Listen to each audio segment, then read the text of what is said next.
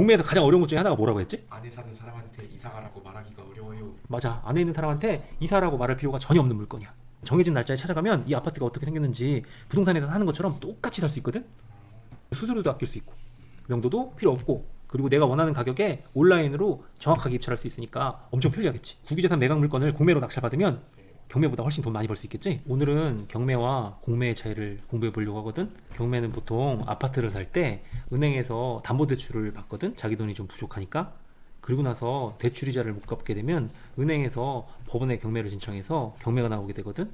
공매 같은 경우에는 나라에 세금을 안 내게 되면 온비드라는 기관을 통해서 공매에 나오게 되거든. 그러면 경매와 공매의 차이는 뭐냐면, 경매는 법원에서 진행을 하는 거고 공매는 온비드라는 사이트를 통해서 매각이 이루어지거든. 그러면 경매 물건이 많을까 공매 물건이 많을까? 경매 물건이 더 많아요. 맞아. 경매 물건이 많은 이유는 일반적으로 아파트나 부동산을 살 때 은행의 대출을 통해서 부동산을 사게 되거든. 그 대출이자를 못 갚으면 경매가 나오게 되니까 경매 물건이 공매 물건보다 훨씬 많을 거야. 경매 물건 같은 경우에는 법원에서 시행하는 거고, 공매 물건 같은 경우는 온비드에서 시행한단 말이야. 힘이 법원이 셀까 온비드가 셀까? 법원이 세요. 맞아. 온비드는 나라에서 위탁한 기관이고 법원은 힘이 제일 센 기관이기 때문에 경매를 통해서 낙찰을 받게 되면 많은 권한을 주는 반면에, 공매 같은 경우에는 낙찰자한테 권한이 생기질 않아. 그래서 가장 힘든 것 중에 하나가 점유자들을 이사시키거나 점유자하고 협의하는 과정이 되게 힘들거든. 그렇기 때문에 경매보다 공매를 사람들이 더 힘들어하고 어려워하고 회피하거든. 그러면 경매가 돈을 많이 벌을 수 있을까 공매가 돈을 많이 벌을 수 있을까? 경매가 더 잘 벌어요. 공매가 더 잘 벌지. 왜 그런지 생각해 볼까? 경매는 물건 수도 많고 그만큼 경쟁도 많아. 경쟁이 많다는 얘기는 비싸게 살 가능성이 높은 거고, 공매 같은 경우에는 사람들이 경쟁이 덜하고 그만큼 더 싸게 살 수 있어, 경매보다. 그래서 공매를 통해서 낙찰을 받는 게 이득이 더 큰 경우가 많아. 일반 부동산에서 사면 화장실이 어떻게 생겼는지, 방이 어떻게 생겼는지, 집은 깨끗하게 썼는지까지 다 확인할 수 있잖아. 근데 경매랑 공매 같은 경우엔 그 집이 어떻게 생겼는지 내부 구조를 전혀 알 수가 없어. 그런 위험성을 가지고도 낙찰을 받는 거거든. 경매와 공매 중에 해결해야 될 게 또 있어. 안에 살고 있던 사람들이 아파트 관리비를 안 내고 갔어. 그럼 그 관리비를 누가 내야 될까?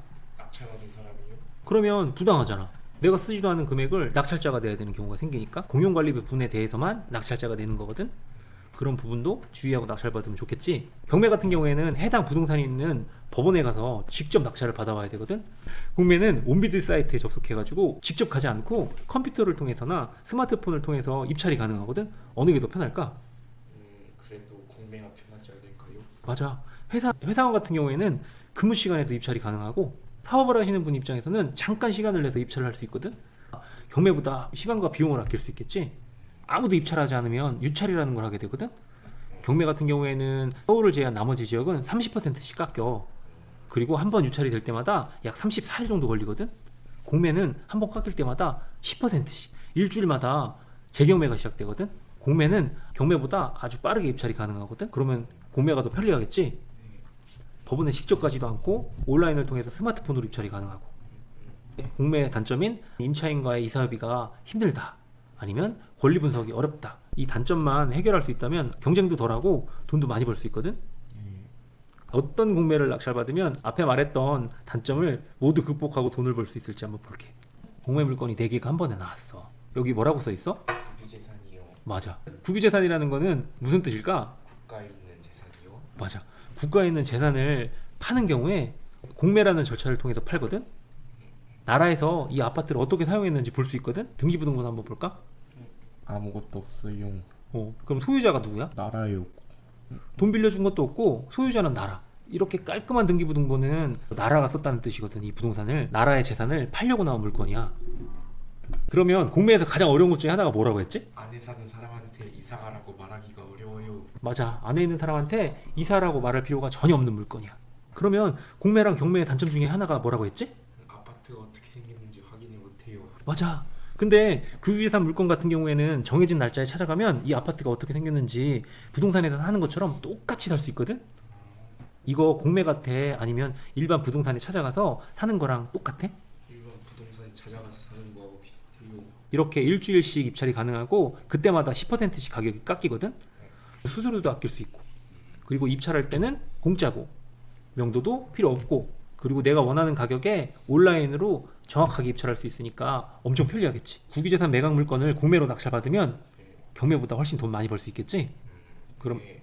공매로 입찰할 수 있는 방법은 경매보다 훨씬 쉬우니까 아빠가 쉽게 알려줄 수 있거든. 이 정도면 중학생도 입찰할 수 있을 것 같지 않아? 네. 공매가 사실 어려운 게 아니야. 이런 물건을 통해서 돈을 쉽게 벌 수 있거든. 어때? 생각보다 공매가 어렵지 않지. 경매나 공매를 통해서 아파트를 낙찰받고 싶은 회원님들은 아래 링크를 통해 접속해 주시면 저와 같이 할 수 있습니다. 좋아요, 구독, 알림 설정도 부탁드리고요. 긴 영상 끝까지 봐주셔서 정말 감사합니다.